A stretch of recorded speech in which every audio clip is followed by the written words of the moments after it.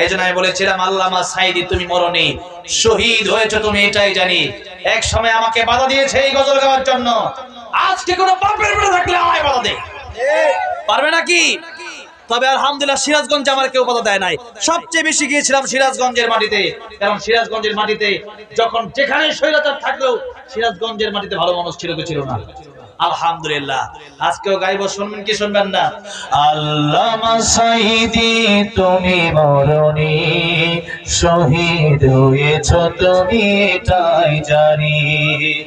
আল্লামা সাঈদী তুমি মরনি, শহীদ হয়েছ তুমি এটাই জানি।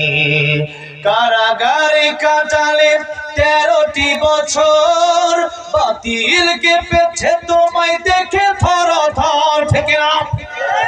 কারাগারে কাটালে 13টি বছর, বাতিল কেঁপেছে তোমায় দেখে থর থর। তুমি যে ছিলে মোদের নয়নমণি, শহীদ হয়েছ তুমি এটাই জানি। আল্লামা সাঈদী তুমি মরনি, শহীদ হয়েছ তুমি এটাই জানি। শহীদ হয়েছ তুমি এটাই জানি। দেখা তো হবে না আর এই জীবনে, দেখা হবে জান্নাতে ফুল বাগানে।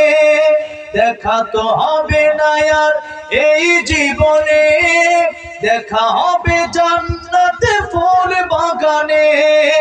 এই আশা কবুল করো আল্লাহ তুমি, পড়েন আমিন। জান্নাতে থাকতে চাই কি চাই না আমরা একসাথে? এ আশা কবুল করো আল্লাহ তুমি, শহীদ হয়েছ তুমি এটাই জানি। আল্লামা সাঈদী তুমি মরনি, শহীদ হয়েছ তুমি এটাই জানি।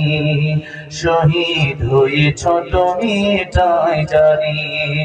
আল্লামা সাঈদীর কবরকে তুমি জান্নাতের উচ্চ বাগান বানায় দাও, উচ্চ মাকাম বানায় দাও, জোরে বলেন আমিন। আমাদেরকে শহীদি মৃত্যু দান করে দিও, সকলে বলেন আমিন। এরপরে দোয়া চাওয়া হয়েছে, মোহাম্মদ জুয়েলের নামে দোয়া চেয়েছেন। বিশেষ করে আমি নিজেই দোয়া করবো, দোয়া চাইবো। আমাদের বৈষম্য ছাত্র দেশে